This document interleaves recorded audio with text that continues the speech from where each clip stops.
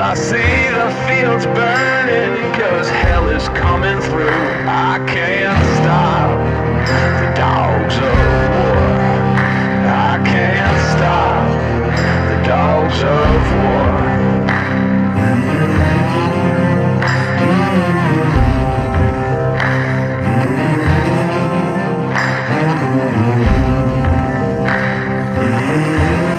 December 7th, 1941,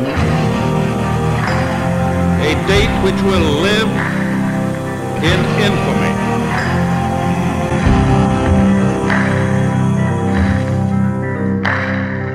Feel the river rising. Feel the river rising. Well, I feel the river rising. Devil's coming up for you. I can't stop the dogs of war. I can't stop the dogs of war. I can't stop the dogs of war. Hey everyone, Joe here. Just wanted to do a quick update for our 80th anniversary Pearl Harbor group build, doing the Wolfpack 148 scale P36A Hawk. We are doing the olive drab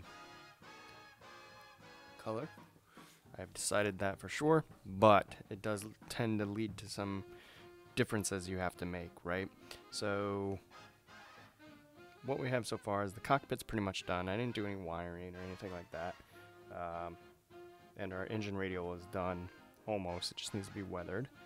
But we did get all the PE in there.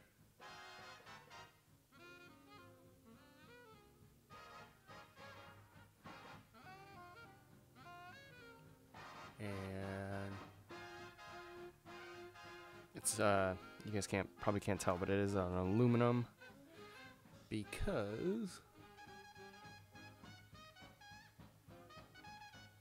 the P36A cockpit was all aluminum. They want you to do yellow zinc chromate, and I just don't think that's accurate from all the reference photos I've seen. By the way, we got to use our P40 Warhawk book that we have from In Scale and Detail. It actually has a section on P36, so I was really happy to find that. And everywhere you looked, it was pretty much an all aluminum. I'm not sure what's going on with the camera today, but we got our seatbelts in there. Very, very basic cockpit on these P36s.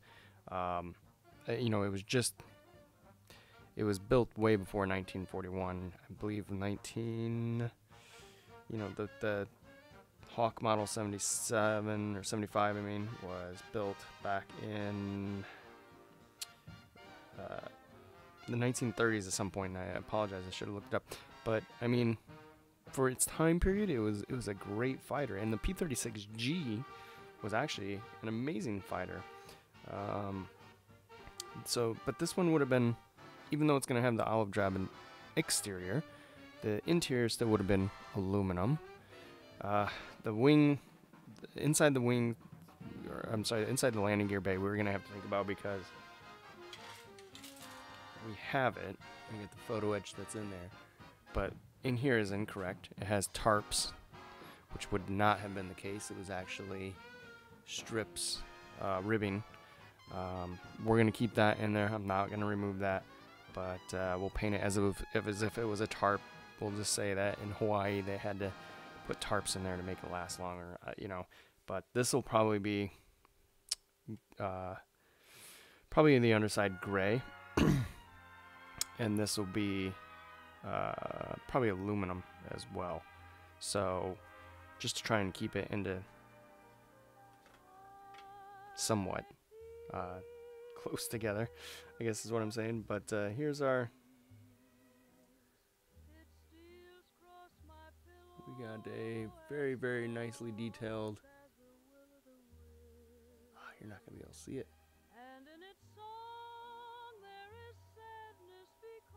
Instrument panel. We put some epoxy into the dials. There we go. Lots of photo etch on here. There was some really tiny photo etch levers they wanted you to put on there. As soon as I cut them off, they went flying. It's just not happening. We got our little foot straps in, and gonna button this up. Like I said, we have our radial engine. We did a kind of a two-tone. First we did it steel, and it was way too dark. I didn't like it. So then we went over it with a light misting and black chrome, and it lightened it up a lot, and I really, really like it now. And then this is, what is it? Bronzy bronze or whatever? Brassy brass for the wiring. And that'll darken down once we get some weathering on this, because they were not black. I checked. All the reference photos have them almost like a copper color. So that's what we did, when that will dull down a little bit after the weathering. And we also removed our guns and put in our own barrels, which you probably can't see. We'll have to wait until we get the better camera hooked up.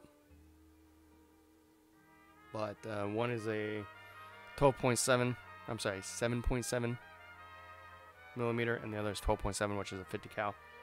So that's what we got, and yeah, we're gonna keep working on it. I'm gonna get this assembled and then start working on the fuselage and all that great stuff. So hope everyone's doing well. Hope you're staying safe. Until next time, take care.